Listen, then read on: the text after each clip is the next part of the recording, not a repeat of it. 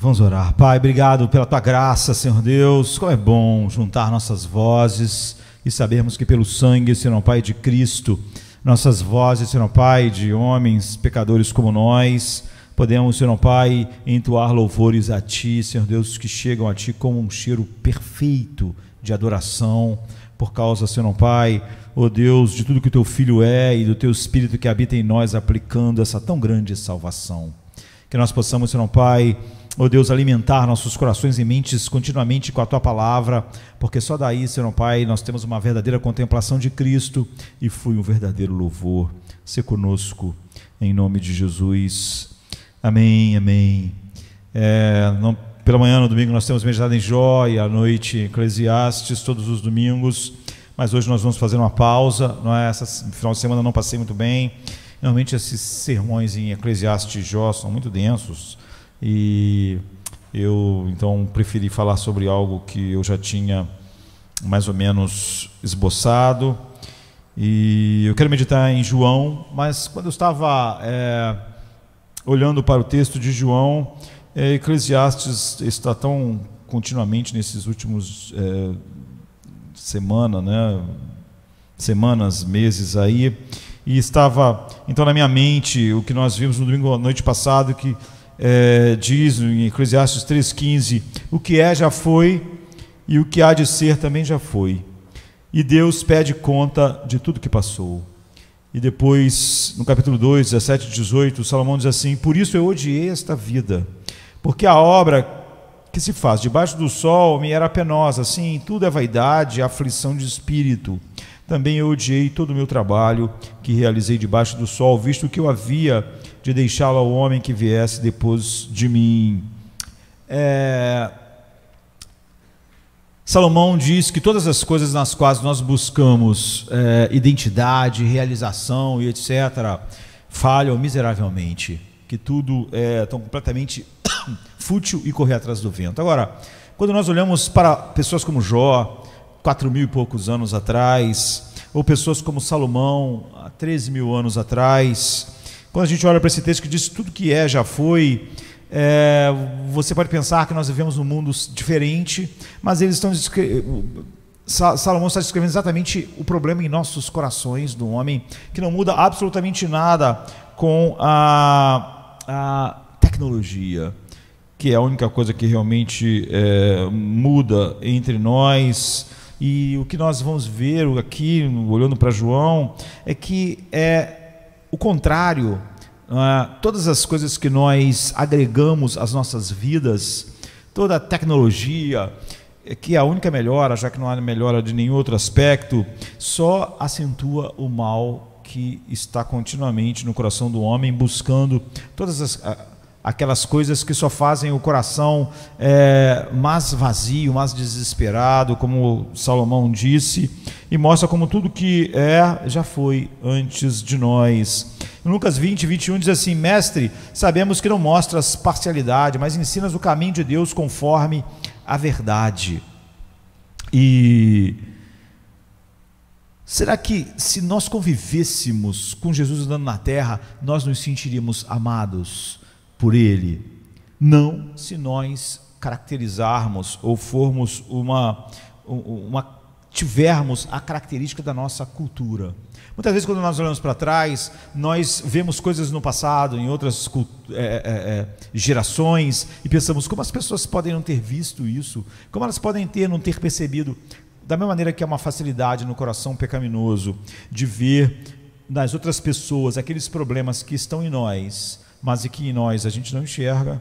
A gente tem facilidade de olhar para gerações passadas e ver que eles tinham problemas que é inacreditável eles não verem, mas está acontecendo conosco exatamente a mesma coisa. Quase tudo em nossa cultura ocidental favorece uma completa distorção do que é o amor, do que é amar o outro. A maioria das pessoas de fato não se sentiriam amadas por Jesus. De mil modos, todos os dias, através de todas as mídias, nós somos ensinados que o amor significa aumentar a autoestima de alguém. que você deve aumentar a autoestima do seu filho, que você deve aumentar a autoestima do seu marido, da sua esposa, e dos seus amigos e dos seus irmãos, que isso é amar. Amar é aumentar a autoestima. Amar alguém, então, para a nossa cultura, é dar a essa pessoa um espelho e fazer ela adorar o que ela está vendo, fazer ela se sentir bem com o que ela está vendo, fazer ela olhar no espelho para si mesma e se sentir o máximo. E a gente acha que isso é amar, mas não é isso que a Bíblia quer dizer quando fala do amor de Deus, ou do amor de Cristo, ou do amor que Ele produz em nós. O amor é fazer o que é melhor para a pessoa, mas tornar o eu daquela pessoa, o objeto da sua maior afeição, não é bom para ela. Olhar no espelho e simplesmente gostar do que você está vendo, não é o que é melhor para você. Então, ajudar você a simplesmente se olhar no espelho e se sentir muito bem com quem você é e sentir que você é maravilhoso é a pior coisa que alguém possa fazer para o outro, apesar da nossa cultura definir isso como amor. Na verdade, isso é uma distração mortal, mortífera. Nós fomos feitos para ver, saborear e nos deleitar em Deus, e saboreando Deus, ser supremamente satisfeitos, e termos suprema deleite, paz, e assim espalhar o nosso impulso, em vez de ser sobre nós, o impulso ser espalhar a beleza dele no mundo, proclamar entre as nações a sua glória. Então, deixar de mostrar às pessoas o Deus que tudo satisfaz, para fazer elas gostarem delas mesmas, não é amá-las, não é levar elas para aquele caminho de Salomão, que disse: eu odiei a vida, mesmo nas coisas maiores que um ser humano podia ter ou fazer, que fariam, segundo as pessoas, ter uma grande autoestima, já que ele era extremamente inteligente, extremamente rico, extremamente bem-sucedido, extremamente tudo, e ele disse que tudo aquilo era tão inútil quanto correr atrás do vento. Ele odiou a vida. Então, fazer as pessoas se sentirem bem sobre si mesmas, quando elas foram criadas para se sentirem bem sobre Deus, é como levar alguém para o lugar mais lindo do mundo, mas fazer ela ficar olhando para espelhos, em vez de olhar a paisagem deslumbrante. Aquela pessoa está encantada com ela mesma. Então, é o que nós queremos olhar em João 5, de 30 a 47. Não vou ler agora o texto todo, porque nós podemos ler ele enquanto vamos olhando para as porções, já que é um texto grande, e a gente vai olhando enquanto vamos caminhando por ele. João 5, de 30 a 47. Eu vi alguém contando as suas férias, não é? E ele disse que foi para um lugar com seus filhos e sua esposa.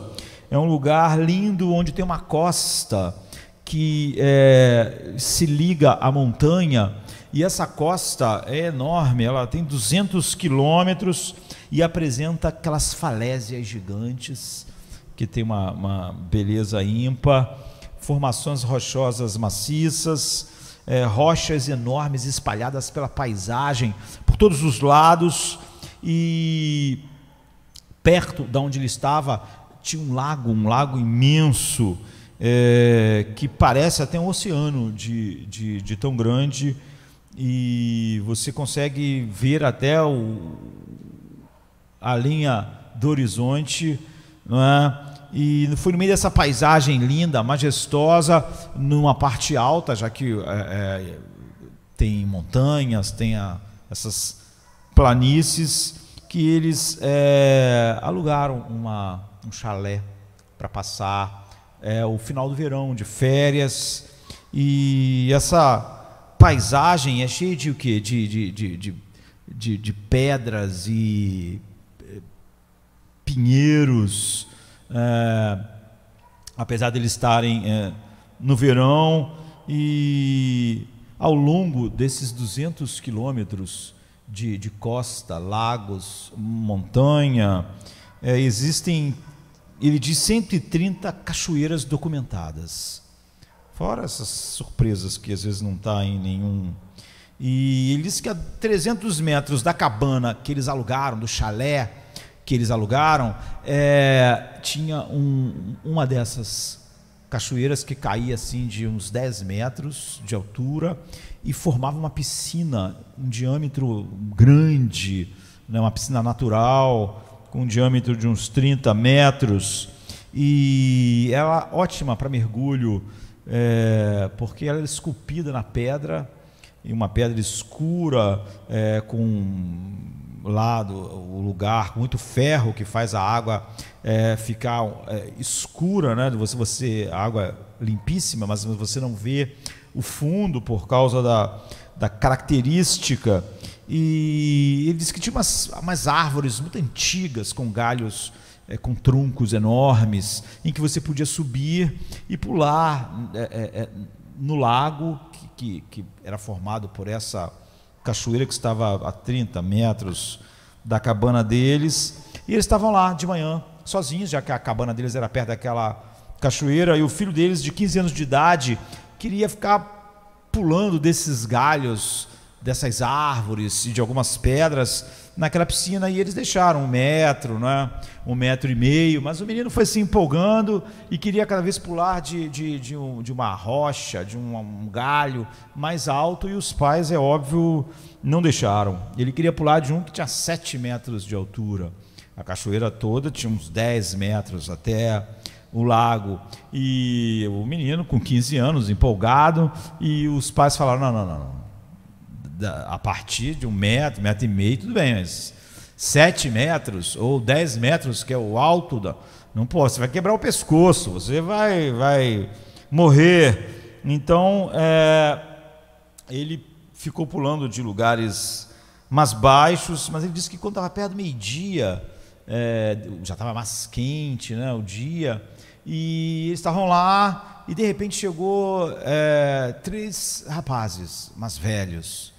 Eles eram turistas, não conheciam aquelas pessoas, eles estavam lá sós, mas chegou esses rapazes, e esses rapazes tiraram lá a roupa, ficaram só de short, subiram lá no lugar mais alto da cachoeira, né, de 10 metros, e pularam de pé, né, mão no nariz, e caíram na água e ficaram pulando daquele lugar de 10 metros, e ficaram lá durante 1 hora mais ou menos pulando e tal, e depois se arrumaram e foram embora.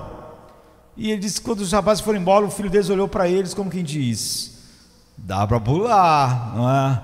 Não tem pedra aí embaixo. Os garotos ficaram 1 hora pulando, e então aquele argumento de que ia quebrar o pescoço, podia não ser fundo o suficiente. E então o filho de 15 anos repetiu o pedido de poder pular, e o pai disse que se sentindo repentinamente inspirado assim, né,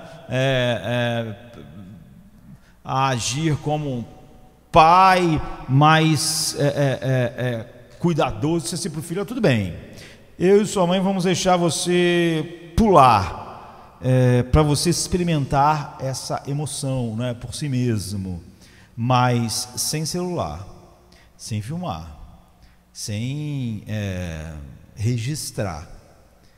E disse que o filho falou assim, então, mas qual vai ser a graça? Não vou poder filmar e daqui a pouco botar no Instagram, vou poder botar no Facebook. E então ele disse que o filho dele levantou a mão assim, meio que exasperado, e disse, qual é o sentido de eu subir, pular 10 metros, mas não colocar no Facebook, não colocar no Instagram, não filmar? E o filho ficou desapontado, e ele disse que ele não estava simplesmente torturando emocionalmente um adolescente, talvez assim que o filho visse, né? Mas ele conhecia o filho e sabia que esse momento estava provocando algo dentro dele, e isso ofereceu uma oportunidade de ser pai e de ver uma coisa em família que ele não podia deixar passar. Então você vê, inerentemente, compartilhar as coisas nas mídias sociais não é errado por si só, é óbvio que não, mas o nosso compartilhamento agora é uma motivação primordial para o motivo de nós fazermos o que estamos fazendo. Era para ser emocionante pular da cachoeira só porque pular da cachoeira é emocionante. Mas você vê que o registro para a mídia social se tornou a razão, não pular da cachoeira. De tal maneira que se eu não posso registrar e compartilhar, por que eu vou pular? Por que eu vou pular daqui de cima? Qual é o motivo? Ou seja, a emoção de pular já não é o fator que determina o que eu quero fazer ou o que eu vou fazer, mas sim eu poder compartilhar aquilo. Esse é o perigo,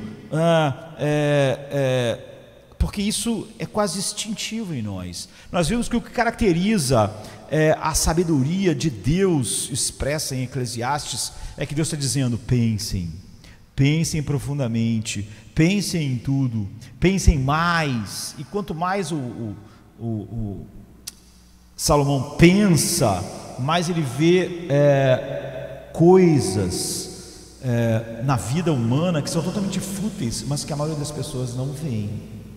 Não é? Então esse é o perigo, é você não pensar sobre por que você faz o que você faz.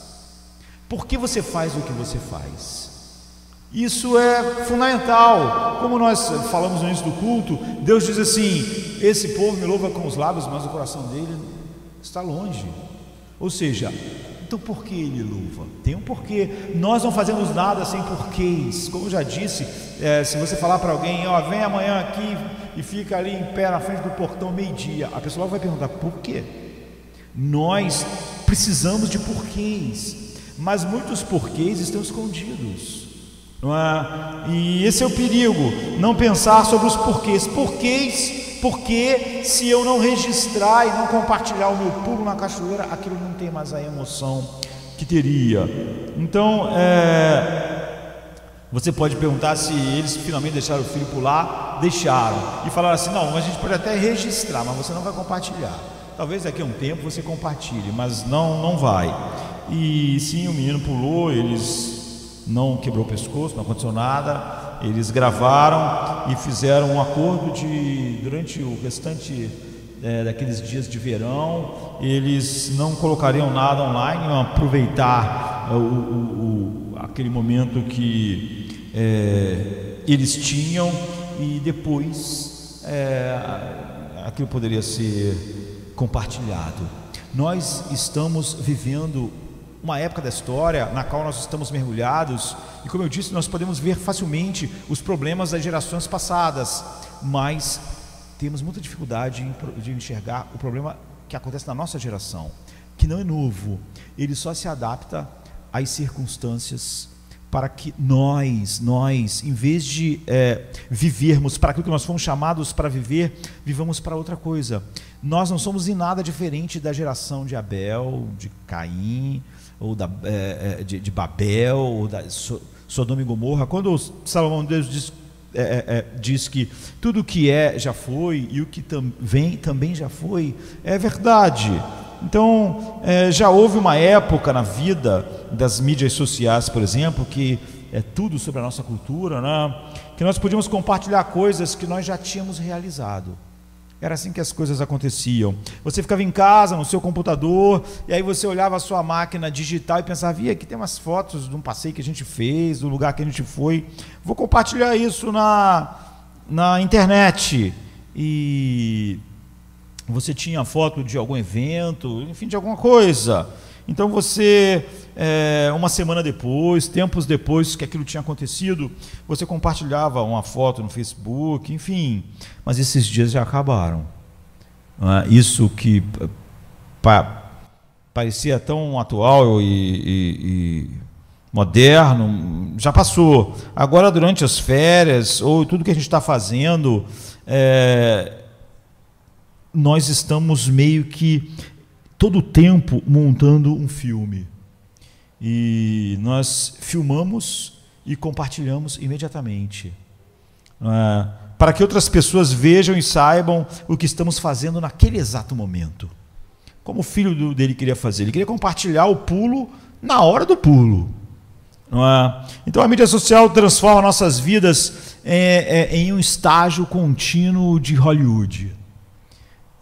Nós montamos as cenas, nós enquadramos a câmera, as pessoas ao nosso redor se tornam atores e atrizes, e nós nos tornamos diretor, produtor. Às vezes nós somos meio Mel Gibson, né? Que faz o filme, faz o mocinho, ainda dirige o filme. A gente às vezes nos tornamos diretor e produtor e até o ator principal, e às vezes a gente quer ser até o dublê também para viver a emoção. E então as mídias sociais, as câmeras dos smartphones, a web móvel e o compartilhamento em tempo real fazem parte da vida agora. Não é simplesmente como era antes, eu registrava as coisas e daqui a uma semana, aí é que tem isso aqui, eu estava no computador, então vou colocar isso. Agora não. E há uma história social de fundo nesse momento em que as coisas acontecem em cascata, e simplesmente é muito difícil em qualquer época da vida, da história ou nas eras, fazer o que Salomão fez: olhar para as coisas, pensar na implicação daquilo, quando você não pensa superficialmente naquilo. Então nós vivemos num contínuo concurso de popularidade, que antigamente estavam restritos ao ensino médio, à faculdade, quem sabe ao nosso emprego. Nos momentos em que nós estávamos assim, o ser humano às vezes estava sempre, não é, em qualquer época, lutando, o homem natural, né, por popularidade, por quem é mais na escola, no trabalho, enfim. E em uma geração anterior, a nossa casa era um local discreto, onde os adolescentes, onde jovens e adultos relaxavam, não é, do mercado, da comparação e da pressão dos colegas, não importa se você é jovem ou adulto, adolescente. E as férias em família era uma boa solução para se livrar da pressão dos colegas ou dos companheiros de trabalho, da constante comparação com o qual o ser humano empurra a vida. E agora todos estão num concurso de popularidade 24 horas por dia, 7 dias por semana, 30 dias por mês, ou 31, 365 dias por ano, porque a cultura de se comparar com os seus pares, se comparar com os outros, se comparar a família, o que temos, o que somos, se tornou algo massivo. Então começa como? Nós colocamos a selfie do filho nascendo. Então há uma história de fundo dos pais para esse momento que nós vivemos tão avassalador assim. Porque essa última geração que está agora, ou a que está se formando, mas os nossos filhos, por exemplo, estão no momento da história que mesmo pais, nós os pais, podemos admitir a triste realidade que eles estão vivendo um padrão que pais inconscientemente, talvez ou não, instilaram neles. Por exemplo, a história do menino que eu estava contando. Nos últimos 10 anos, aquele menino, nos últimos 10 anos, aquele menino que tem 15 anos, na última década e pouca, ele tinha sido um ator o tempo todo para os smartphones dos seus pais. E nós chamamos isso de compartilhamento. Nós compartilhamos. Um termo para pais que compartilham muitas coisas sobre seus filhos ao longo dos anos.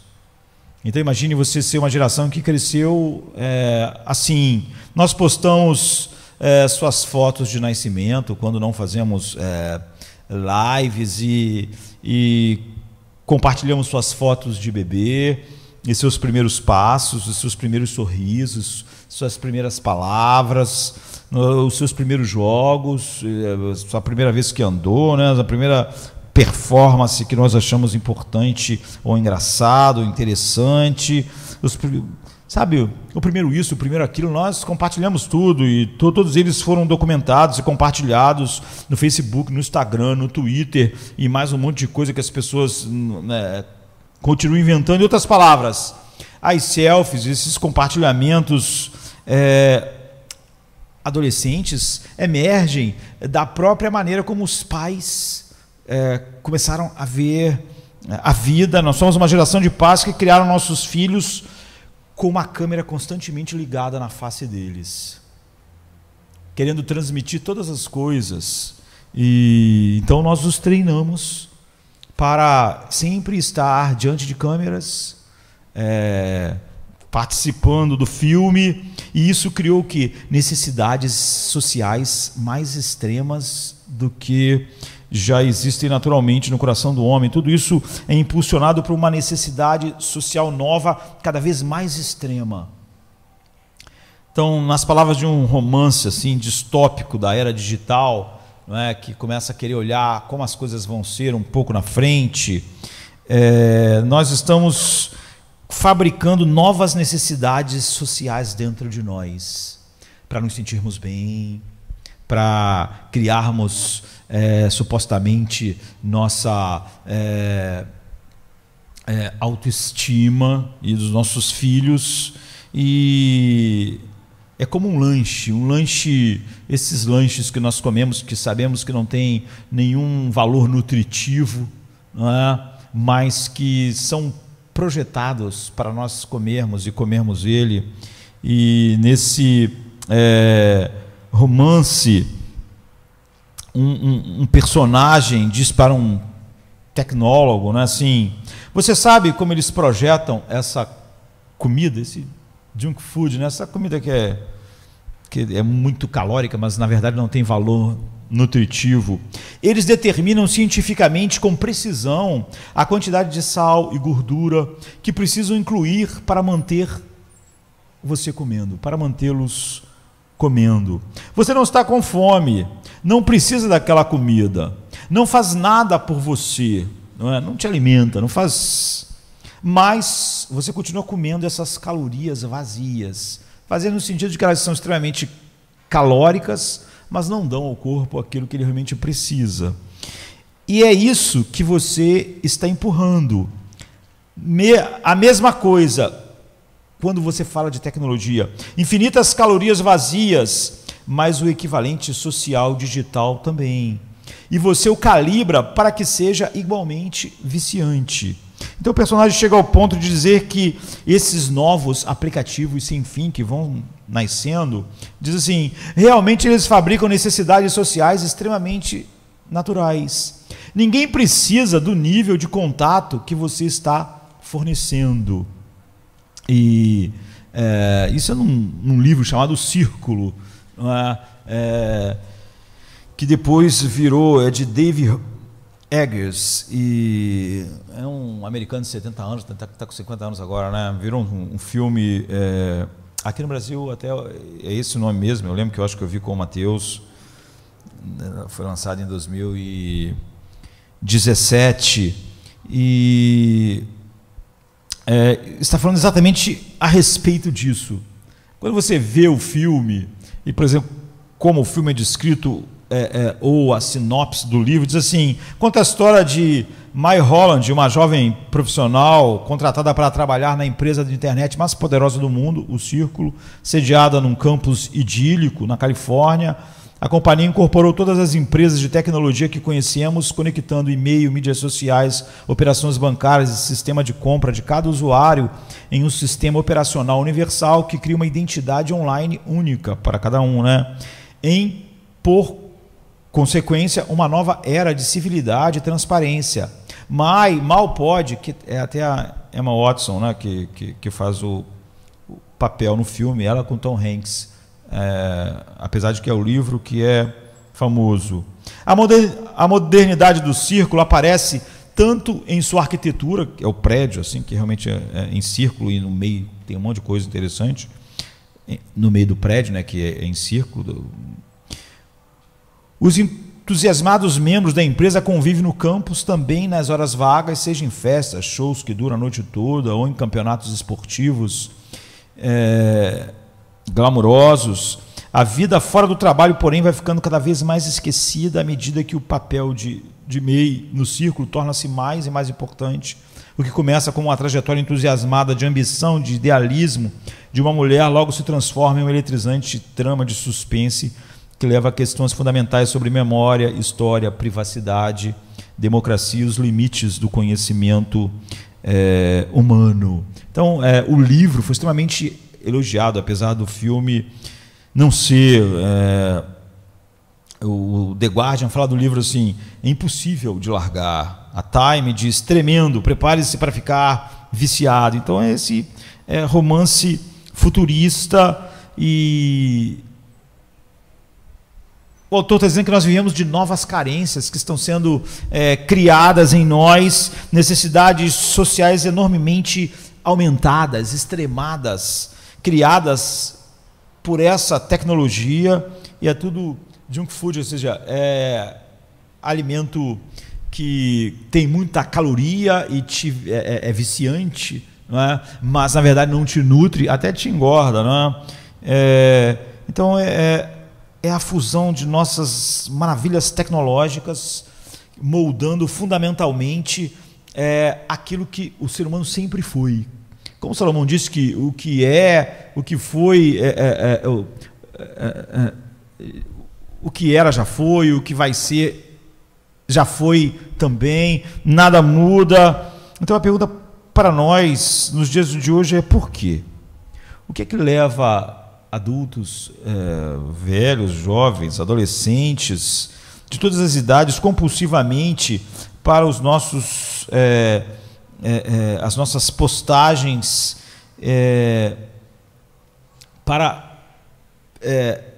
com aquela necessidade de sentir se nós somos amados, compartilhados, curtidos e esse tipo de coisa? Porque a mídia social faz parte de um nosso ritual diário de limpeza, de tal maneira que ela pode nos fazer nos sentir bem ou nos sentir mal, nos fazer nos sentir alguém ou nos fazer nos sentir ninguém. Porque as mensagens menosprezadas que nós colocamos nos atingem, e aquelas que recebem atenção nos fazem nos sentir bem. A Bíblia chama isso de a busca pela glória própria.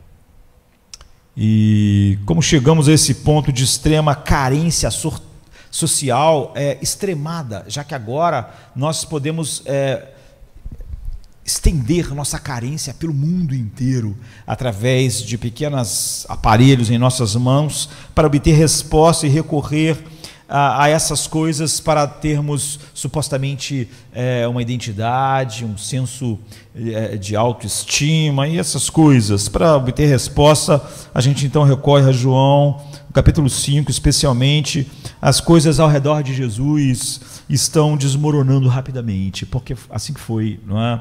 E Jesus está, aos olhos dos fariseus, está quebrando o sábado, e eles dizem, os fariseus, ele está até chamando Deus de o seu próprio pai, se fazendo igual a Deus. Assim, os judeus procuravam, diz João 5,18, ainda mais matá-lo. Então, João 5,30 e os versos seguintes nos falam a respeito disso. Do 30 ao 36 diz assim: eu não posso de mim mesmo fazer coisa alguma, como ouço assim julgo, e o meu juízo é justo, porque não busco a minha vontade, mas a vontade do Pai que me enviou. Se eu testifico de mim mesmo, o meu testemunho não é verdadeiro. Há outro que testifica de mim, e sei que o testemunho que ele dá de mim é verdadeiro. Vós mandastes mensageiros a João, e ele deu testemunho da verdade. Eu, porém, não recebo testemunho de homem, mas digo isso para que vos salveis. Ele era a candeia que ardia e iluminava, e vós quiseste alegrar-vos por um pouco de tempo com essa luz. Mas eu tenho maior testemunho do que o de João, porque as obras que o Pai me deu para realizar, as mesmas obras que eu faço, testificam de mim que o Pai me enviou. Então Jesus chama atenção para si mesmo como Messias para expor os líderes de Israel, para expor aqueles que acabavam determinando o padrão que todos os judeus acabavam seguindo. E ele continua assim, do 37 ao 41. E o Pai que me enviou, ele mesmo testificou de mim. Vós nunca ouviste a sua voz, nem vistes o seu parecer, e a sua palavra não permanece em vós, porque naquele que ele enviou não credes vós.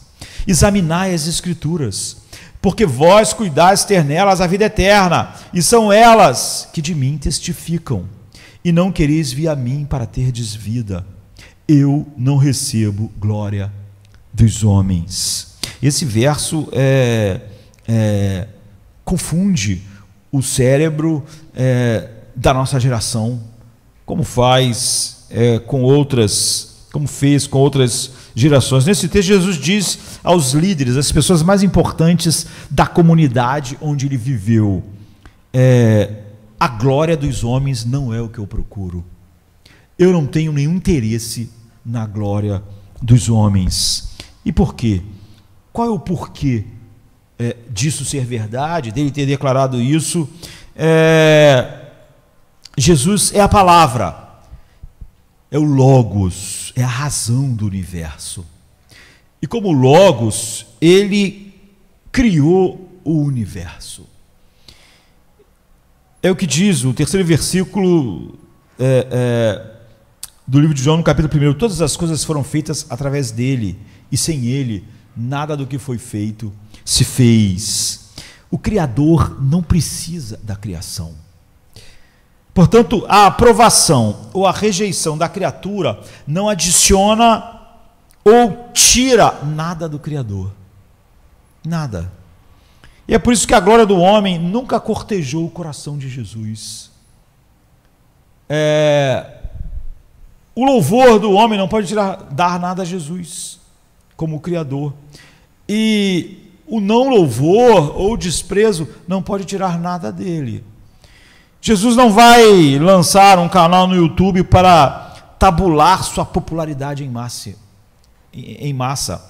Se você tem um canal no YouTube, você vai ver que eles estão sempre mostrando a você: olha, esse é o caminho, as pessoas gostaram disso, elas não gostaram daquilo, e é melhor você fazer mais coisas desse tipo. Ó, esse tamanho aí do vídeo, as pessoas gostaram, aquele tamanho ali, elas não estão gostando. Essa postagem nesses horários, as pessoas gostaram mais, porque é estatística o tempo todo, né?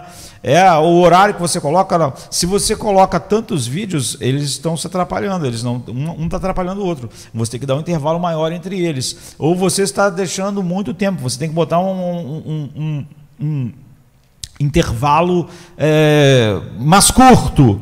Então você vê, Jesus, ele nunca teria um canal no YouTube seguindo as estatísticas para ver como mais pessoas podiam ser atraídas. Ele não se importa, por razões que nós veremos em breve.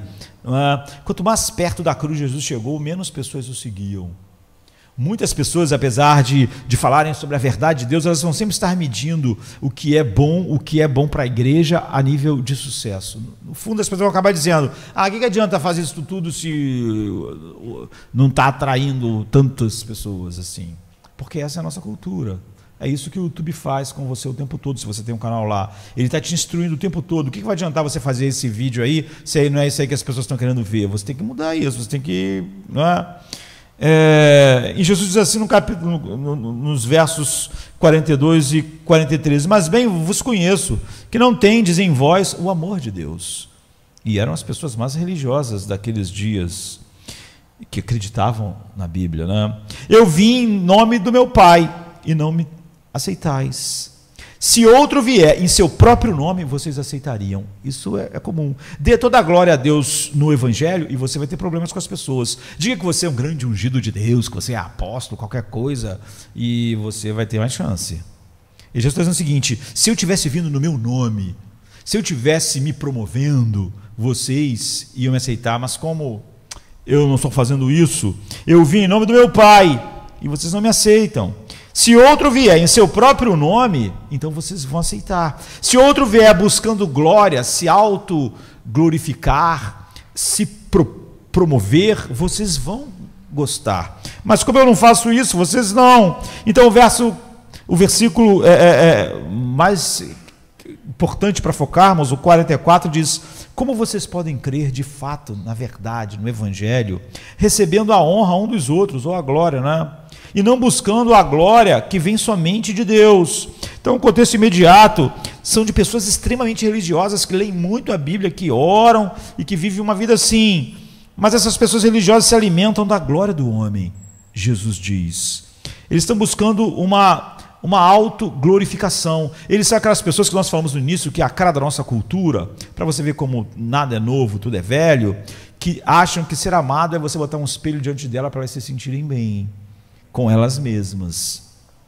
E essa é uma das citações mais arrebatadoras da boca de Cristo enquanto ele esteve no mundo, proferida naqueles dias, e eu acho que uma das mais arrebatadoras para a nossa era digital, nossa era massivamente digital. Essas palavras reverberam. A fé é um portão que nos abre ao mundo inteiro de realidades eternas e invisíveis. Realidades que não podem ser tocadas, vistas, nem experimentadas pelo mundo digital que nos cerca, não é? Mas a autoglorificação, ela fecha e tranca todos os cadeados e nos fecham nos limites do mundo visível, do que nós podemos ver e do que o mundo pode ver. E este mundo está expirando e desaparecendo enquanto nós nos alimentamos de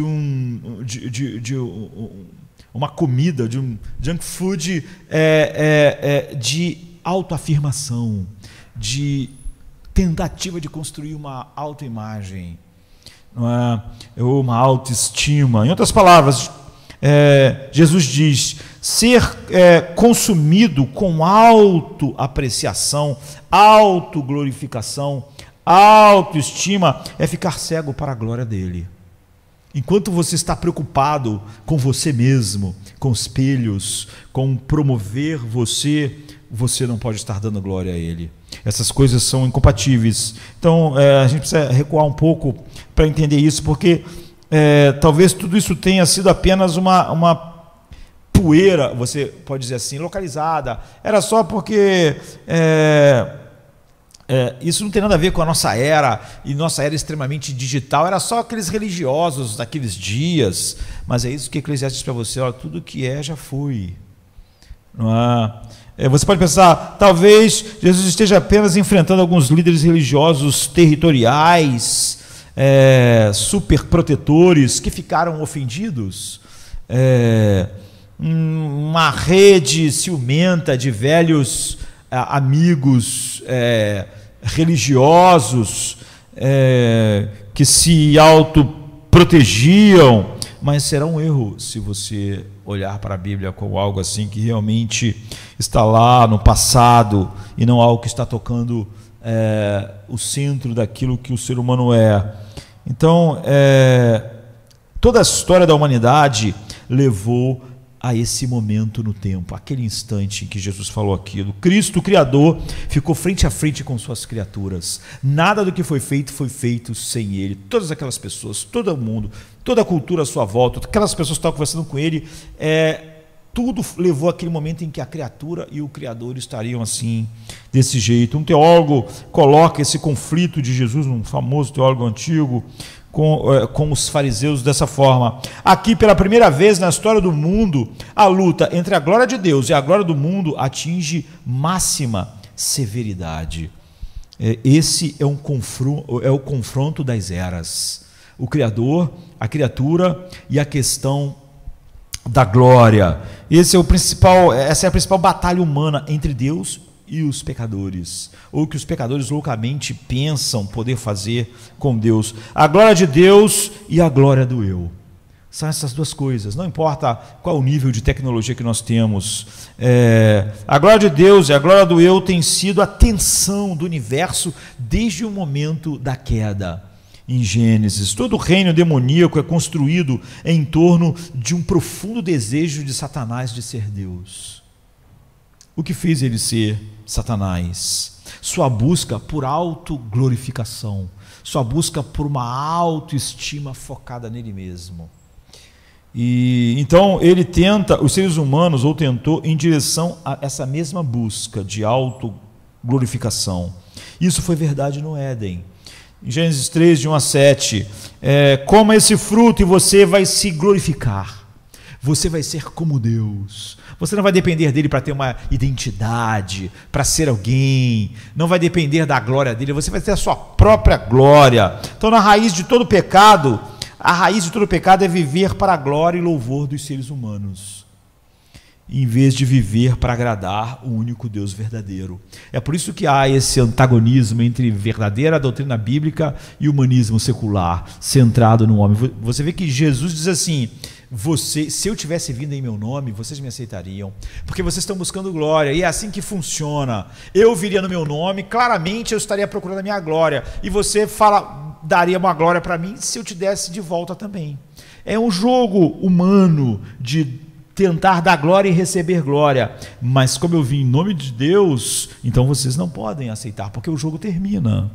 E o que nós aprendemos lá? Você diz, olha, o que nós aprendemos é que o pecado não é simplesmente quebrar uma regra. Nós já falamos isso aqui. Deus não usou um absoluto moral universal no jardim, não é? Ele diz, não coma do fruto. Por quê? Porque era veneno? Não.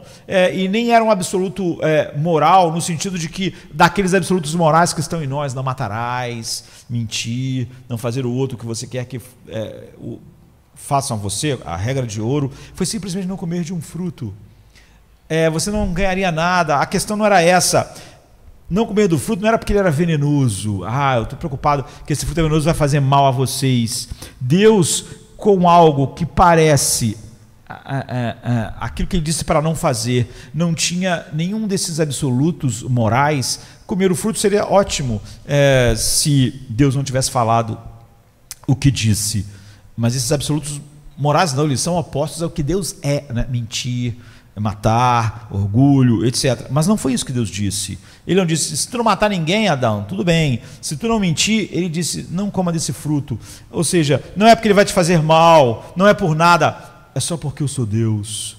Faça isso só para reconhecer e se deleitar na minha glória. Porque essa é a única razão pela qual realmente você existe e onde o teu coração vai encontrar satisfação. Então, qual é a essência do pecado? É que você substitui Deus por você. Isso é assim no Éden, isso é assim sempre. Se você olhar para Romanos, você vai ver que quando Paulo está dizendo que é o pecado, é que conhecendo Deus como Deus, resolveram não glorificar Deus como Deus.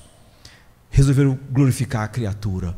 É o que Jesus disse ali, naquele embate em João: se eu tivesse vida em meu nome, como homem, glorificando a mim mesmo, vocês aceitariam, mas como não foi, então todo pecado está centrado exatamente nesse mesmo ponto. O primeiro grande fracasso tecnológico da humanidade, nós estamos falando sobre tecnologia, vamos pensar num grande feito tecnológico que mostra o grande fracasso da humanidade. O primeiro que nós temos registrado, você vai ver que aquela geração, apesar de tantos milhares de anos atrás, é exatamente como a nossa. Eles tinham uma tecnologia. E para que eles iam usar isso?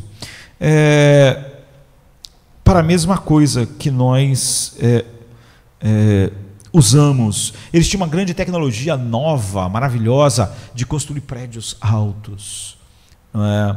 E eles pensaram: vamos construir um templo, uma torre até o céu.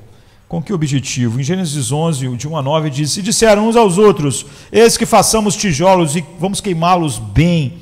E foi-lhes o tijolo por pedra e o betume por cal. E disseram: vamos edificar para nós uma cidade e uma torre cujo cume toque aos céus. Vamos fazer um arranha-céu. A gente tem essa expressão hoje, não é porque chega no céu, mas é porque é alto, né? Pode ser visto em todos os lugares. E façamos um nome para nós, para que a gente não seja esquecido. Não é o que Salomão disse que a grande frustração, todo mundo vai ser esquecido, né? Todas as ideias humanas para alimentar esses desejos são frustrados, e por isso a vida é como essa, ela é vivida só debaixo do sol. Então toda a história da idolatria é uma guerra de autoglorificação. O grande momento tecnológico, como o de Babel, você vê que a ideia era essa: vamos fazer um nome para nós, para que a gente não seja esquecido, para daqui a muito tempo as pessoas ainda falem de nós. E nós preferimos ter um Deus que nós possamos facilmente entender, um Deus que nós possamos apaziguar, e um Deus que nós possamos comandar. E a única maneira de termos isso é nós inventarmos o nosso próprio Deus. Abacuque 2, 18 e 20 diz: que proveita a imagem de escultura depois que a esculpiu o seu artífice, né, o artista. Ela é imagem de fundição que ensina uma mentira, para que quem a formou confie na sua própria ova, fazendo ídolos músicos. Dizendo, a idolatria você cria Deus, mas você crê de fato em você mesmo, que criou os deuses, não é? Ai daquele que diz ao pau, acorda, e a pedra muda, desperta. Pode isso ensinar? Esse que está coberta de ouro e de prata, mas dentro dela não há espírito algum. Mas o Senhor está no seu santo templo, cale-se diante dele toda a terra. Abacuque 2, 18 e 20. Então a idolatria é sobre autoglorificação, tanto quanto é uma rejeição à glória de Deus. Você não tem como se autoglorificar, por isso Jesus está dizendo para eles: vocês não têm como crer, porque vocês buscam a glória uns dos outros, e essas coisas são incompatíveis. Então no Salmo 106, 20, fala sobre isso. Está falando sobre o que Israel fez. Fizeram um bezerro em Horebe e adoraram a imagem fundida, e converteram a sua glória na figura de um boi que come erva. Esqueceram-se de Deus, seu Salvador, que fizera grandezas no Egito. Ou seja, você não tem como ter um ídolo e não esquecer de Deus. Você não tem como buscar a autoglorificação, a construção da sua autoimagem, da sua autoestima, assim, sem esquecer Deus. Portanto, não deixe o ícone da maçã, está vendo? Aqui é um ícone da maçã, tão popular na nossa era digital. Eu acho que a Apple ficou chateada, até desligou aqui o meu iPad, já que eu estava falando dela. Então não deixe esse ícone da maçã fazer você ficar tão encantado com a maçã que você esquece. O vício em mídia social nos atormenta, porque todos os dias nossos dispositivos continuam oferecendo uma possibilidade de autoglorificação. É por isso que o garoto não queria pular na cachoeira se não pudesse registrar a mesma autoglorificação que estava sendo buscada em Gênesis 3 e que Satanás buscou. E tudo que diz para nós é o seguinte: dê só uma mordida. Depois diz, dê mais uma mordida, e outra mordida, e nós, embriagados pela nossa cultura, fazemos. Todos os dias nós queremos morder, em vez de buscar a glória de Deus, perseguimos a glória humana, tudo facilitado por nossos aparelhos. Nossos aparelhos só amplificam aquilo que os nossos corações são. Todos nós tentados a moldarmos, a botarmos opiniões que estejam de acordo com a grande massa à nossa volta, a ajeitarmos o evangelho para que as pessoas gostem de nós, nos curtam, nos sigam.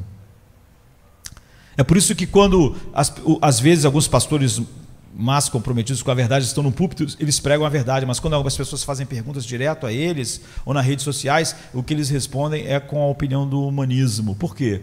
Porque eles querem ser curtidos. Eles querem views, e eles sabem que não vão ter se eles forem nessa outra direção. É a direção oposta de morder a maçã. E agora o Cristo, o rei sobre a criação, o rei sobre a tecnologia, entrou na história da humanidade nessa longa guerra para alcançar a sua batalha, em que ele vai consumar perfeitamente. Ele dará início à batalha para terminar todas as batalhas, e a batalha que termina com todas as batalhas é a cruz. E aqui em João 5, o rei encarnado olha para a face da glória do mundo, mesmo quando ela está travestida naquela espiritualidade dos fariseus, e ele desenha uma linha na areia para dividir. O contrário do que as pessoas fazem hoje, mesmo nós, muitas pessoas falam com autoridade, olha, se tu sair do evangelho, seja anátema, mas ele nunca traça uma linha. Nunca ninguém vai sair do evangelho. Nunca ninguém está em outro evangelho. As pessoas negam as principais doutrinas da salvação. A pessoa diz, não, mas esse ainda é o evangelho. Então é óbvio que ele pode dizer para sempre que se sair para outro evangelho seja anátema, porque ninguém sabe o que é o outro evangelho. Ninguém traçou nenhuma linha. E sem uma linha, ninguém sabe. Se os países não tivessem fronteira, ninguém ia saber se foi invadido. Jesus traça uma linha, como Paulo fazia, e ele desenha uma linha na areia para dividir, e Jesus diz, você deve escolher, você está buscando a sua glória ou a glória de Deus, você não pode fazer as duas coisas. Não tente dizer, não, aquele ali está buscando a sua glória, mas também está buscando a glória de Deus, como as pessoas fazem. Essas pessoas estão negando verdades essenciais da salvação, mas elas ainda estão falando do evangelho. Não, Jesus traçou, você está buscando a sua própria glória ou de Deus. Sua vida vai agradar e atrair os elogios da sua cultura, dos seus colegas, ou será sobre a glória de Cristo, não importa o que. Não tem como você andar de alguma forma nesses dois caminhos. É o que Paulo vai ensinar em Romanos sobre o que o pecado é e porque Deus entrega o homem às suas próprias concupiscências. A autoglória é buscada em seus pares. Conhecendo Deus como Deus, não glorificaram como Deus. Antes, eles fazem para si mesmos, eles buscam sua própria glória, então eles constroem seus deuses, um dá glória ao outro para receber glória do outro. Então você sugerir 5 coisas, nós não temos tanto tempo assim. Primeiro é essa autoglorificação da aprovação pelos pares. Isso, a tecnologia só expande isso, mas isso é o velho, não é? O novo, que na verdade é sempre velho. Os fariseus se relacionavam como o pior drama de ensino médio, de pessoas que estão no ensino médio, podiam imaginar. Eles queriam ser vistos e amados. O que os adolescentes querem no ensino médio? Serem vistos e amados. O que os jovens querem na faculdade? Serem vistos e amados. O que as pessoas querem nas redes sociais? Ser vistas e amadas. O que os adultos querem nos seus trabalhos, ou com os seus trabalhos, ou com o que está fazendo? Ser visto e amado. E os fariseus só queriam ser vistos e amados. Jesus disse que a autoglorificação deles era retributiva. Era assim, eu te dou glória, você me dá glória. Eu te curto, você me curte. Eu te dou view, você me dá view. Por isso que Jesus disse, se eu entrasse no jogo e viesse no meu próprio nome, como vocês estão no próprio nome de vocês iam me aceitar. Porque como eu ia estar no jogo, eu também ia aceitar vocês para ser aceito. Se eu viesse, eu vim em nome do meu Pai, e vocês não me aceitaram. Mas se eu viesse em meu próprio nome, vocês aceitariam. Porque eu estaria no jogo, vocês vêm no próprio nome de vocês, e eu ia dar glória a vocês. E eu vinha no meu próprio nome, e vocês davam glória a mim. E a gente ia ter essa troca. Nós alimentamos a glória que damos uns aos outros. E ser abraçado por nossos colegas é uma tentação incrivelmente atraente. É uma tentação quando alguém me faz uma pergunta teológica, eu querer ser abraçado por aquela pessoa, eu querer ser visto como amável, doce, acolhedor. Não é? E David Foster Wallace, um romancista famoso, só escreveu 3 livros, mas muito famoso, né? Ele se matou com 46 anos, mas os livros são interessantes porque faz bons diagnósticos da nossa cultura.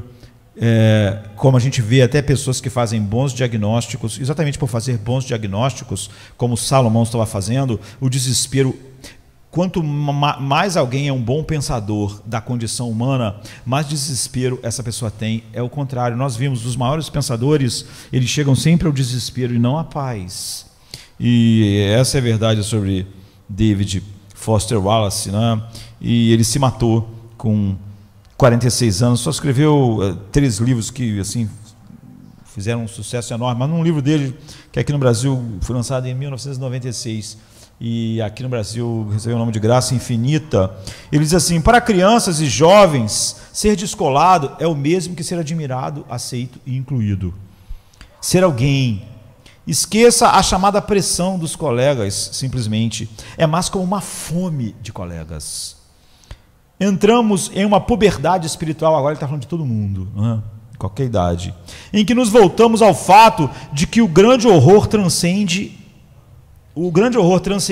é a solidão, excluindo o envolvimento no ego. Agora, daremos ou receberemos qualquer coisa, usaremos qualquer máscara para nos encaixarmos, para fazer parte, para não ficarmos sozinhos. É o que Jesus está dizendo para aquelas pessoas. Se eu viesse no meu nome, vocês me aceitariam, porque eu também ia retribuir. Ele está dizendo exatamente a mesma coisa. Algo nos leva para dentro e sermos direcionados do caos para a iluminação pela aceitação das pessoas. E por isso nós rapidamente abraçamos prontamente as novas necessidades sociais que são cada vez mais extremas. Agora, como eu disse, antigamente o adolescente estava sob essa pressão de inclusão, de receber aceitação no colégio, em casa ele podia relaxar. Mas agora, como a tecnologia invadiu nossas vidas, nós estamos assim 24 horas por dia. Todo mundo. Você dá cliques no seu colega para receber cliques. Você curte para ser curtido. Você dá view para receber view. É isso que Jesus disse, esse é o jogo. Se eu tivesse vindo no meu nome, vocês me aceitariam, mas eu não vim, e eu não tenho nenhum interesse na glória que vocês podem me dar. Então, vocês não têm nenhum interesse. Porque o interesse de vocês em mim seria o interesse de vocês mesmos. Se eu viesse em meu nome, vocês me aceitariam, mas porque vocês estariam pensando em vocês mesmos, e óbvio, não em mim. Então, selfies não são necessariamente narcisistas, não são. Elas podem ser só uma maneira de dizer: eu estou aqui, não é? Está acontecendo isso, mas elas podem expor e expõem, e muitas vezes, essa fome pelos outros, 7 dias por semana, né? 24 horas por dia, 365 dias por ano, essa fome de aceitação. Não é? Nós preferimos enviar 1000 selfies descartáveis todos os dias do que nunca ser visto. E como é que nós saberíamos se nossa vida vale a pena? Se ela é uma grande vida. Nós faríamos qualquer coisa para escapar da gaiola da solidão, e os smartphones estimulam esse impulso humano primitivo. Pode ser construir uma torre até o céu, para que o nosso nome não seja esquecido, para que as pessoas nos vejam, para que a gente não seja invisível. Ou pode ser o nosso smartphone, que é muito mais simples agora, uma autorreplicação para ser vista, conhecida e amada. É o que nós queremos, através do contato constante com outros que estão buscando exatamente a mesma coisa. Ser visto, amado e curtido. E essa é a causa número 1 para o abuso da tecnologia, ou para o abuso que você vê em Babel. Nós desejamos admiração um pelo outro, por isso cultivamos um desejo desmedido de aprovação humana por meio das nossas plataformas. Eu te dou e você me dá. E assim nós podemos tentar construir algo. Você viu que Salomão, em Eclesiastes, fala que ele tentou construir isso sobre o seu trabalho, em magnífico, sobre a sua sabedoria, sobre prazer desmedido, e tudo era correr atrás do vento. Mas essa é a base com a qual o homem vive. Então a advertência de Jesus não poderia ser mais clara. Quem ama mais? Os fariseus na rede social que eles viviam, né? Ou nas nossas, do que eu, não é digno de mim. Porquanto você busca a sua própria glória em todas essas coisas. E Jesus diz: como vocês poderiam crer em mim se vocês buscam a glória uns dos outros? Há essa fome que vocês estão tentando saciar dessa forma. A segunda coisa, esse é um jogo semelhante. Como os fariseus, todos nós queremos ser aprovados e aceitos por um subgrupo, não é? E isso faz você o quê?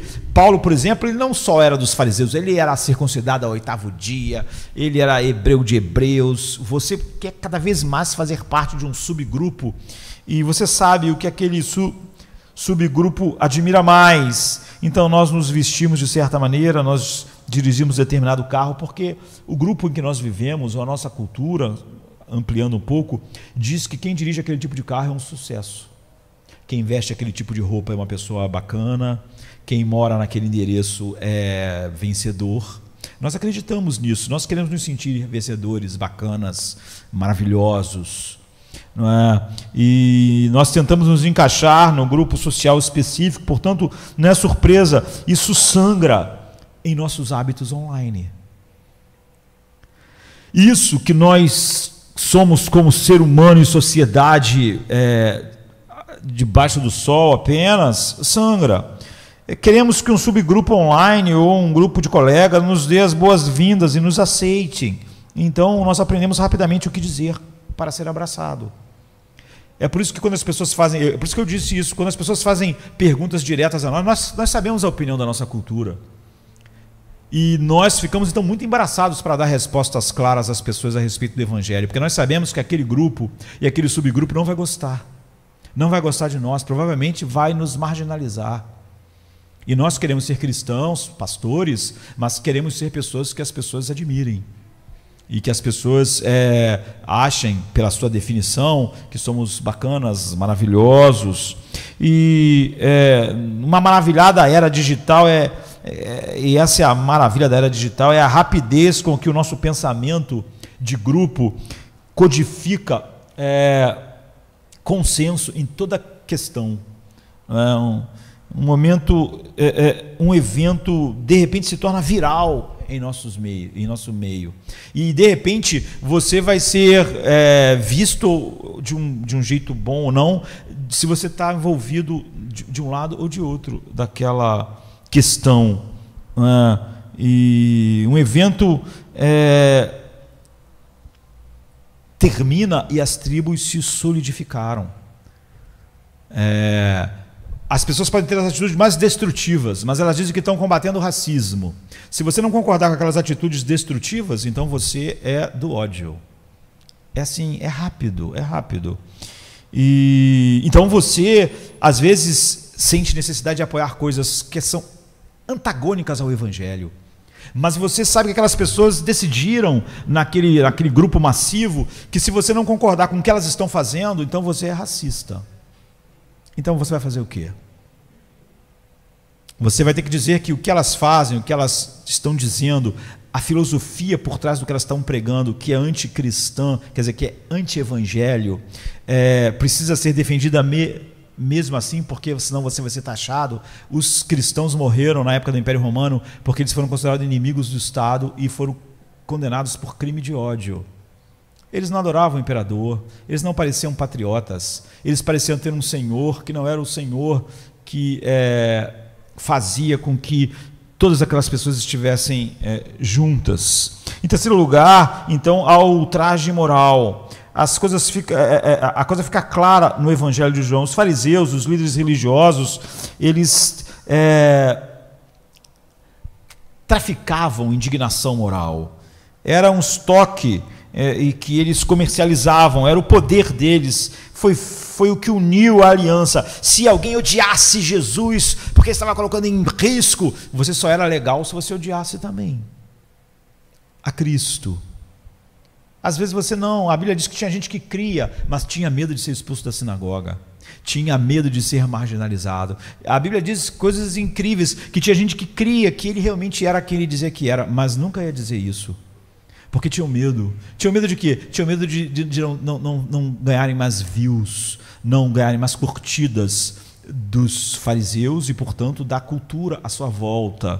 Então, eles ficavam na deles. Então, o tribalismo religioso é uma enorme forma de busca de autoglorificação, não é? Ou qualquer outro tribalismo. A superioridade moral foi a glória dos fariseus. Olha como nós nos importamos com as coisas. As pessoas vão ser assim, elas vão te afastam do Evangelho com uma cara de você se interessa pelo social. Então, se você não se afastar daquela forma, então você vai ser marcado. Você não se interessa. Você não interessa pela vida humana, então. Você fica numa posição muito exposta, muito incômoda. Os teus views vão acabar. Então as pessoas mais religiosas em Jerusalém estavam cegas para a glória do Messias. João 8, de 48 a 59, fala a respeito disso. E eles falaram que Jesus, aqui nesse texto, tinha demônios. Todo mundo podia se levantar, mas as pessoas não. Você vê como na crucificação, Jesus andou por um lugar pequeno, ele curou pessoas, ele fez milagres incríveis, uma multidão seguiu. Onde essa multidão estava? Onde as pessoas estavam? Quando Pedro pregou, ele disse, essas coisas não aconteceram. E Paulo, quando pregou depois para o rei, ele disse, essas coisas não aconteceram num canto. O que Jesus fez não aconteceu lá num lugar onde ninguém viu. Todo mundo viu. Então onde estava todo mundo? As pessoas, elas iam perder todos os seus views e todas as suas curtidas se elas simplesmente ficassem daquele lado. Então todas elas foram para o lado oposto. Não importava se elas tinham uma convicção de que aquilo que Jesus falou era verdade ou estava certo. Mas eles iam ficar numa situação muito difícil. E um jornalista fala sobre essa cultura de autoglória que agora começou a fazer as pessoas falar, minha indignação é maior que a tua. E quanto mais indignadas as pessoas estão, mais elas se sentem bem. Então elas começam a taxar as outras pessoas simplesmente porque você é assim, você não ama a natureza, você não ama isso, você é horrível, porque você não defende aquela causa, não defende aquela outra, porque a indignação moral me faz eu me sentir bem se eu declarar que eu tenho mais indignações morais do que indignações morais. Os fariseus eram assim, eles estavam indignados por todas as coisas que eles mesmos achavam que eram as coisas mais importantes. E até que você perceba, esse jornalista diz sobre indignação moral que gera outras indignações. Você tem que estar cada vez mais indignado. As pessoas estão totalmente indignadas o tempo todo agora. Elas se ofendem por tudo. Daqui a um tempo vai ser proibido rir, você não pode contar histórias. Agora, se você bebe leite, tem uma interpretação. Se você faz isso, tem uma interpretação. Porque as pessoas acordam de manhã, ligam as redes sociais, elas querem ficar indignadas. Elas querem ficar indignadas. Porque elas acham que elas são mais virtuosas quanto mais indignações elas tiverem. Então elas inventam. Nós vivemos numa sociedade em que todo mundo está indignado o tempo todo, em que cada vez mais a autora de Harry Potter, uma mulher totalmente feminista, esquerdista, mas estava uma indignação enorme contra ela, querem cancelar ela só porque ela diz que só mulher menstrua. Agora, dá para entender, na época que a gente vive, uma pessoa fazer uma afirmação dessa e todo mundo querer cancelar ela. Ela diz, mulher menstrua. Se não menstrua, não é mulher. Pode viver como quiser, ela não acha errado. Ela só estava dizendo um fato biológico que a maioria das pessoas que vivem dizendo nos últimos meses, ciência, ciência, ciência, só falam isso quando é conveniente. Então, a J.K. Rowling, uma das pessoas mais famosas, ricas, amadas, de repente ela é odiada na internet, porque ela disse que mulheres menstruam. Ficaram indignadas, você não tem consideração pelas minorias e tal.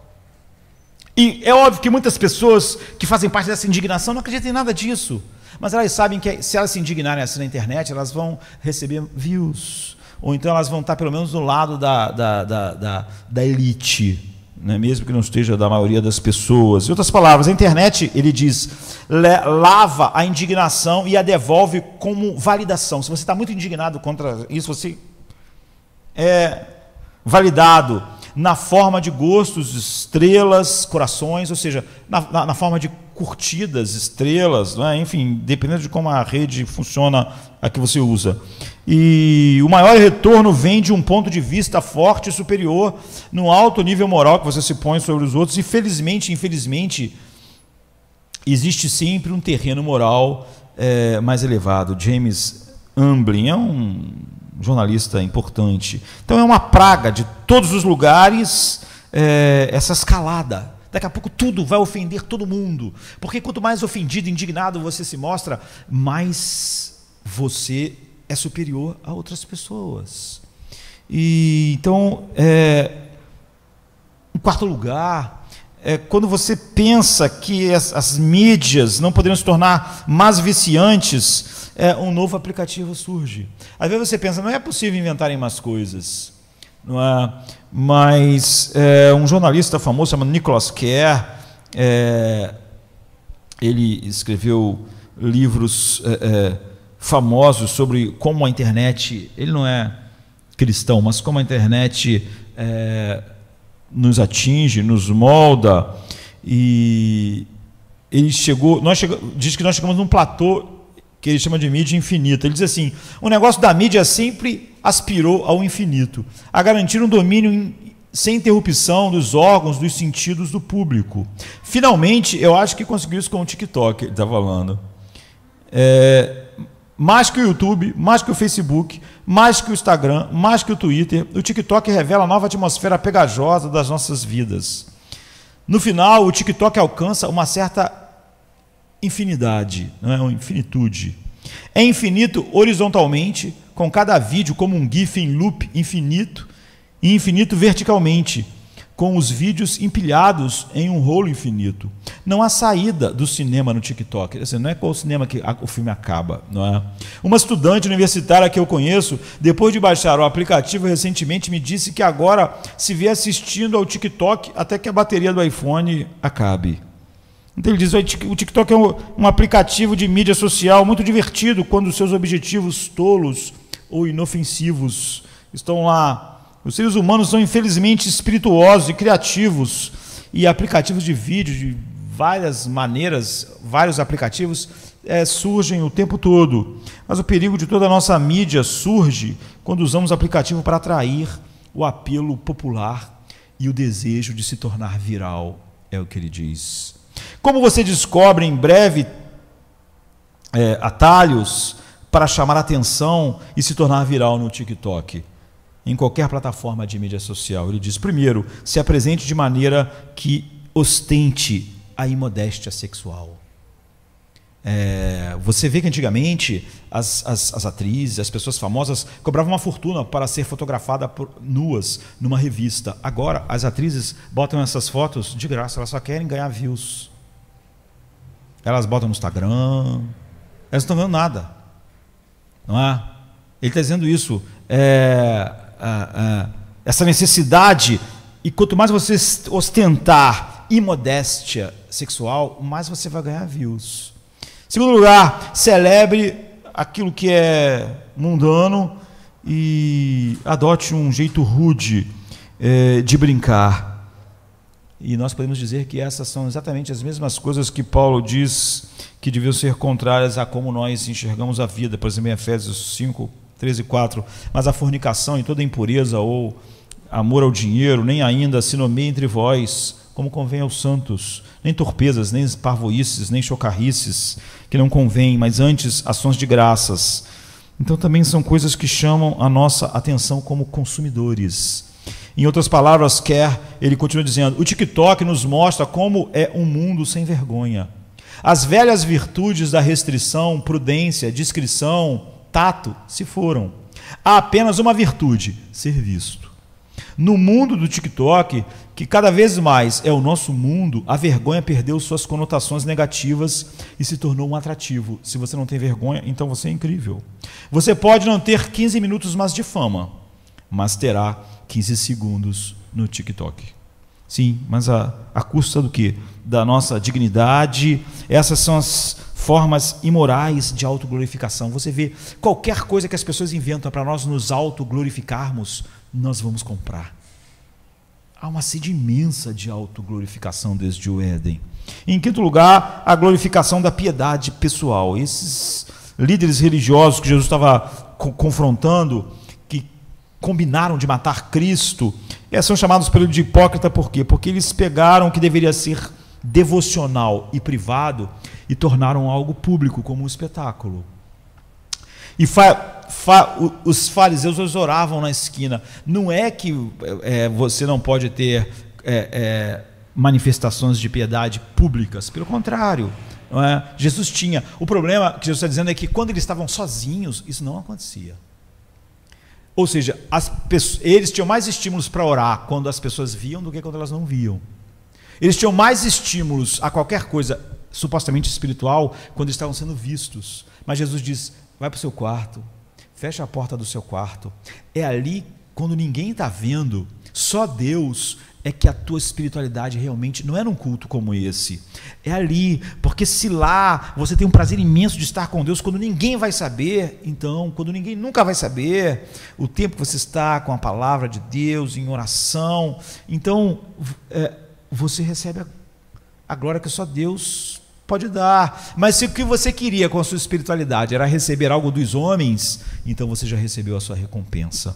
Os fariseus eram assim, por isso Jesus estava dizendo isso. E a mídia social aparece e diz: configure o seu ambiente devocional de maneira certa, abra a Bíblia, caneta específica, luz certa, e faça um Instagram, ou qualquer outra mídia. Mas nunca você está empolgado quando a sua porta digital é fechada. Não tem porta. Jesus disse: vai para o seu quarto e fecha a porta. Então, quando você fecha todas as portas digitais, o seu coração não está tão animado. O que aparece em você é o que apareceu no garoto que disse: o que adianta eu pular daqui na cachoeira se não vai poder botar no Instagram? Ou seja, o motivo não era a emoção de pular na cachoeira. Agora o motivo era as pessoas, era o que ia ser visto. Jesus está falando sobre a mesma coisa. Suas ações, sua configuração devocional, suas ações de caridade, aquilo que você faz para ajudar alguém ou outras pessoas, ao mesmo tempo que as pessoas dizem assim: você devia fazer as coisas pelas pessoas e não dizer para ninguém. Depois as pessoas cobram: você não faz nada. Você só pode fazer uma coisa ou a outra, não é? Jesus diz assim: se tua mão direita fizer uma coisa, a esquerda não sabe. Mas você é cobrado a fazer coisas que todo mundo vejam. Mas depois é óbvio que nesse mundo digital vão dizer: você faz coisas para todo mundo ver. Nestas e nas muitas outras tentações na era digital, nós estamos cercados de tentações de vanglória. E isso é velho, não é o mundo digital que está criando isso.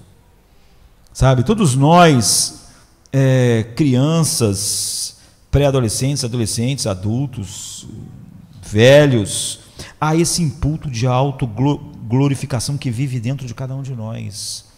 Nas palavras de Spurgeon, ele diz assim: é um trabalho difícil evitar glorificar a si mesmo. Se alguém dissesse: não tem nenhuma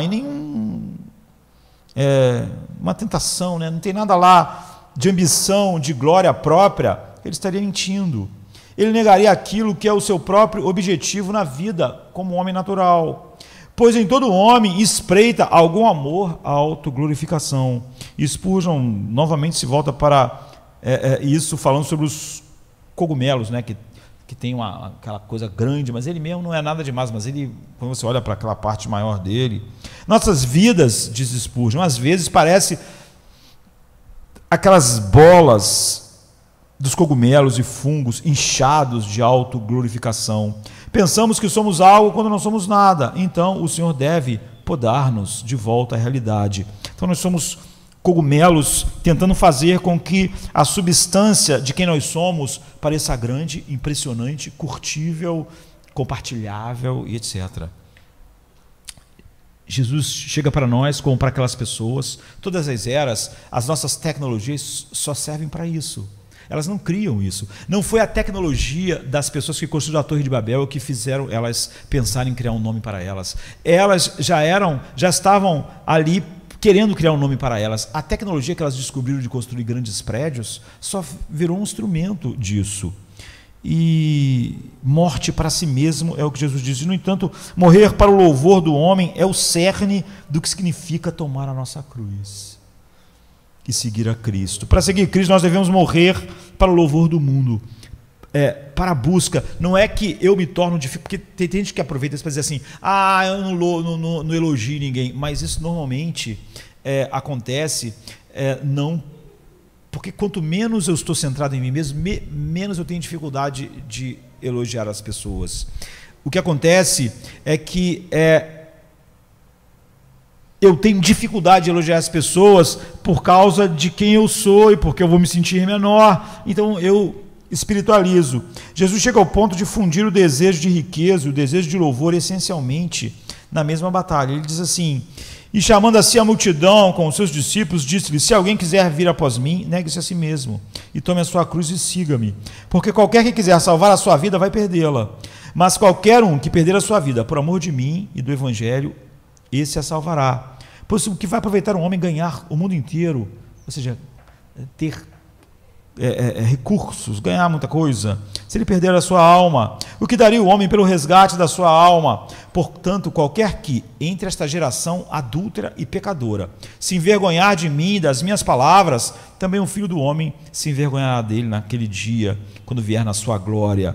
E está dizendo no versículo 34 e 35, negue-se a si mesmo, pegue a cruz. No 36, isso significa: morra para o amor de posses mundanas. Não faça disso ser a mola propulsora que faz você levantar todos os dias. 37 significa: morra para o amor do louvor mundano. Nunca responda, faça, haja pensando em como isso vai ser visto pelo mundo, curtido, vai te dar views e compartilhamentos na vida comum, na vida digital. Se o seu coração está cortejando as posses do mundo, você está longe de Cristo, e sua alma está perdida. Se o seu coração está cortejando os louvores do mundo, você vai se afastar de Cristo e vai ter vergonha dele. É isso que ele está dizendo. Você se envergonha da minha palavra. Por quê? Porque você sabe, muitas das vezes, que se você responder simplesmente o que Cristo disse, as pessoas não vão gostar, ou vão falar que você é insensível, ou que você tem um discurso de ódio, ou que a cultura vai dizer. Então você vai se envergonhar, você vai tentar achar as palavras que não te deixem mal, você vai tentar encontrar um caminho que você não precisa negar exatamente Cristo, mas também não ficar numa situação difícil. Ele disse: não, você está com vergonha. Possessões suicidas são as possessões que você consegue assim. São elogios suicidas, são curtidas suicidas, são views suicidas, são compartilhamentos suicidas, porque o que está em jogo é a sua alma e você não consegue enxergar. Ambas as batalhas são poderosas dentro de nós, e essas batalhas não terminam cedo, não é? Nós enfrentamos essa tentação aos 16, aos 10, aos 20, aos 30, aos 40, aos 50 anos. Nós precisamos do poder do Evangelho realmente nisso. Não é? Livre dos principais ídolos do mundo, que são posses e elogios. E Jesus disse: porque vocês amam isso, para os fariseus, posses e elogios, vocês nunca vão poder crer em mim de verdade. Nós devemos pensar: de quem é a aprovação que nós mais desejamos? Quem você está mais desesperado para não perder? Que pessoa te desespera mais o pensamento de que você pode perdê-la? Na presença de quem você teme ter vergonha? Você teme ficar envergonhado diante de quem? De que pessoas? De que grupos? Qual é a pessoa que você nunca quer estar envergonhado diante dela? E qual é o relacionamento mais precioso para você? O caminho para o céu está no nascimento de um novo eu, um eu que olha para Jesus, que olha para o seu sofrimento, sua rejeição, sua morte cruel, sua ressurreição do túmulo, e depois olha para posses, elogios, views e etc. e diz: eu, amante dessas coisas, amantes do louvor, amantes de tudo que isso representa, eu te mato, eu trato você como morto, eu te nego. E você, que ama a possessão, porque ela atrai elogios, não é? Que ama o louvor, me escute, eu vou te negar. Eu vou morrer e fazer você morrer de bom grado para estar e desfrutar Jesus. Esse é um novo homem. Isso é um milagre.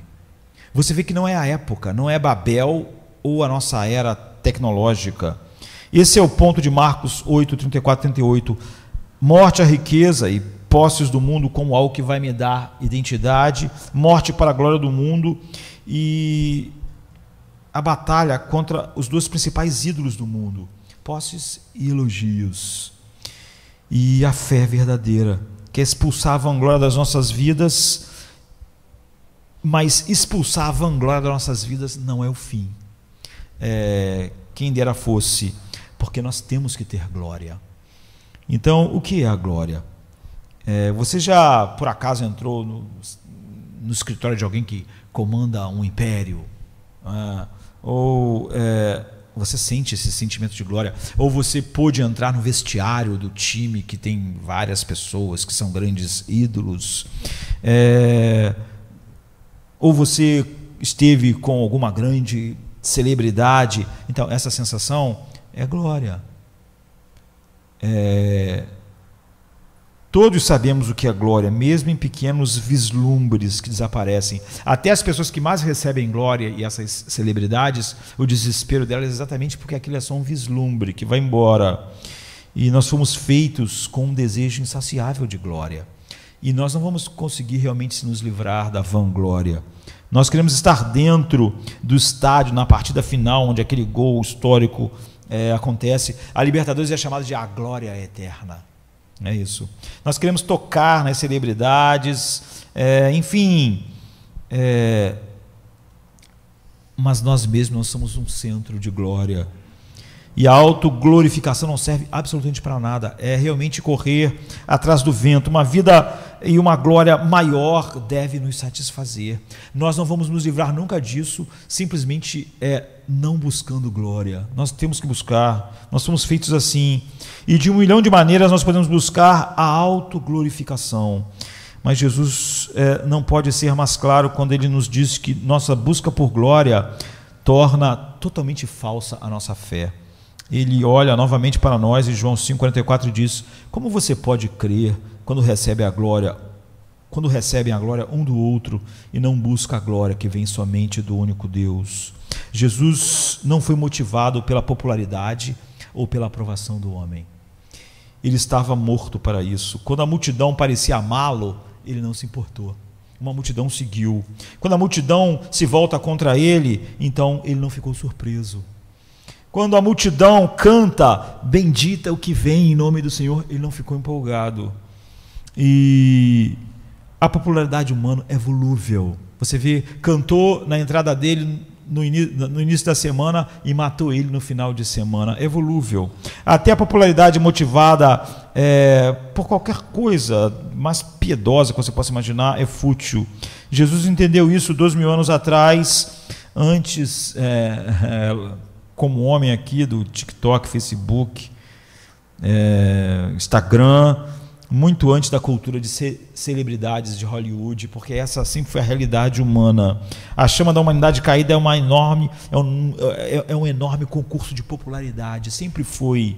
É uma doença que infecta até aqueles que parecem mais religiosos, como os fariseus. Então Cristo rejeita a fama do YouTube, ele rejeita a fama do Instagram, ele rejeita os destaques das celebridades nas mídias sociais. Ele sabe que você pode se tornar viral por ser indecente. Já prestou atenção nos YouTubers, nos influencers? São horríveis na maior parte das vezes. Isso quer dizer que nessa cultura, nesse mundo, você pode se tornar viral sendo horrível. Todos os dias nós estamos na proverbial pedra da cachoeira daquele menino. Que adianta eu pular se ninguém está vendo? Isso pode acontecer nas coisas mais profundas. Você pode dizer: que adianta eu orar 2 horas se ninguém souber? Que adianta eu ler tanto a Bíblia se ninguém souber? Porque você vê, nas coisas mais espirituais pode haver nada menos do que uma busca de autoglorificação. Buscamos a glória para nos satisfazer para sempre. E nossa plataforma de mídia social vai nos decepcionar sempre, como decepcionou Salomão. Ele disse: a vida é horrível, eu queria morrer.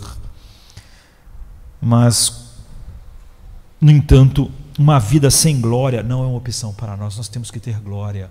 Nossos corações foram feitos para se encher de glória. Então, o que nós devemos fazer se nós precisamos desesperadamente de glória, mas todas essas formas de busca só nos levam para mais distante de tudo que pode contentar nossos corações? É o que nós veremos hoje à noite. Vamos orar.